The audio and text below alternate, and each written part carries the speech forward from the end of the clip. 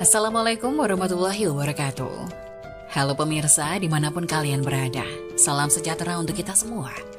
Semoga kita semua dalam keadaan sehat dan tetap dalam lindungannya. Kali ini saya akan membawakan cerita inspiratif dan menarik yang sayang untuk dilewatkan. Semoga kisah ini bisa memberikan manfaat dan pelajaran untuk kita semua.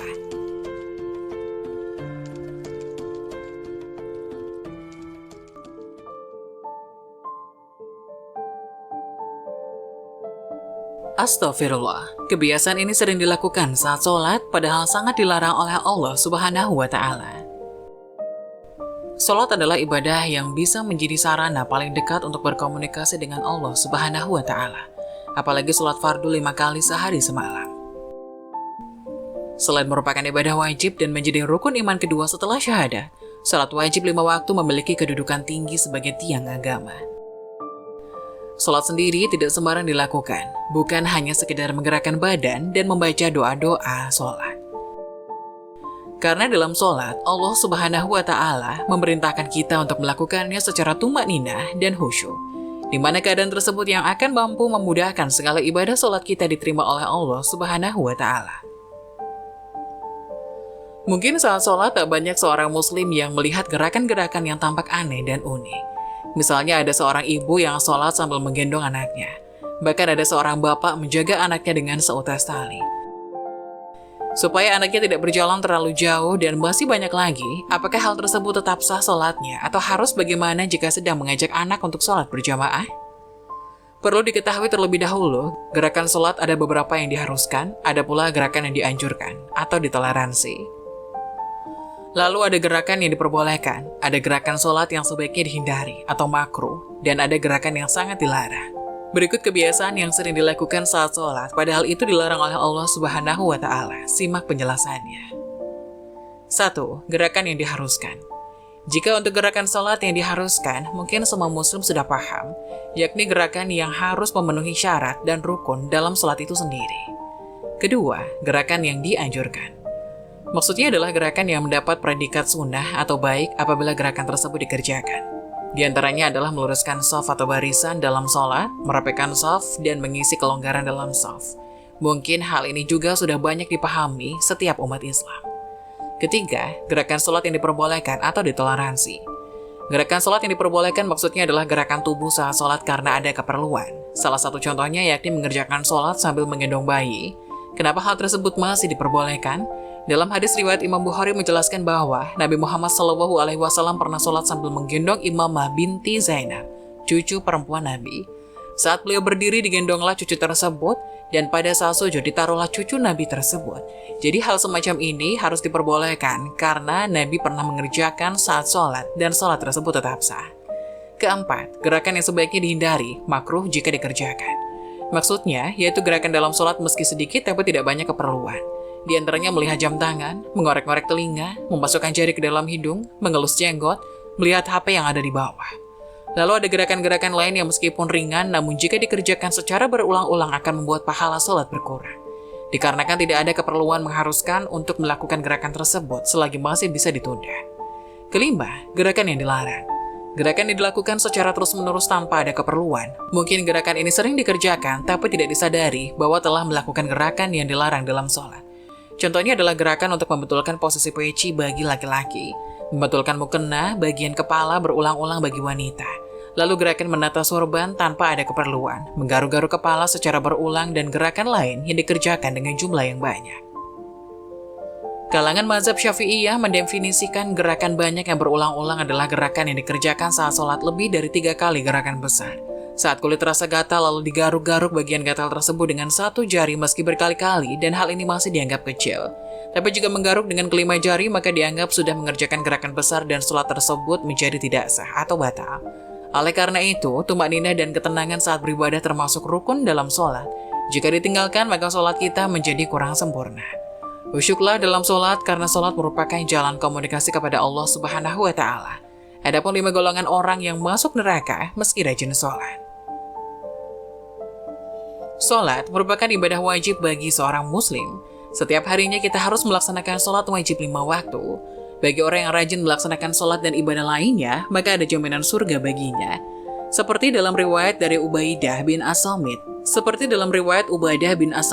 radhiyallahu anhu, ia berkata, aku mendengar Rasulullah Shallallahu alaihi wasallam bersabda, yang artinya, 5 sholat yang Allah wajibkan atas hambanya, barang siapa mengerjakannya dan tidak menyia-nyiakannya sedikit pun karena menganggap enteng, maka ia memiliki perjanjian dengan Allah untuk memasukkan dia ke surga.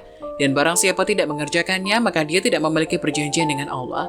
Jika Allah berkehendak, maka dia mengazabnya, dan jika dia berkehendak, dia mengampuninya. Hadis riwayat Abu Daud dan An-Nasai. Dari hadis tersebut, bisa disimpulkan bahwa dengan mengerjakan sholat, kita akan mendapatkan kemudahan di dunia maupun akhirat. Namun ternyata, ada golongan orang yang rajin sholat, namun mereka tetap masuk ke neraka. Dirangkum dari beberapa sumber, berikut adalah 5 golongan orang yang masuk neraka meski rajin mengerjakan sholat. Pertama, sholat tapi mempercayai dukun. Dukun yang dimaksud di sini adalah seseorang yang bisa mengerti perkara gaib dan hal-hal yang tersembunyi, dan meyakini hal-hal tersebut dapat menyembuhkan penyakit atau membawa kemakmuran. Ketika seorang muslim yang taat sholat namun mempercayai dukun tersebut, maka ia termasuk golongan yang akan masuk dalam neraka. Bahkan orang yang mempercayai dukun, sholatnya tidak akan diterima selama 40 hari. Sebagaimana dalam sebuah hadis, Muhammad SAW bersabda, barang siapa mendatangi dukun dan bertanya sesuatu, tidak akan diterima sholatnya selama 40 malam. Hadis riwayat Muslim.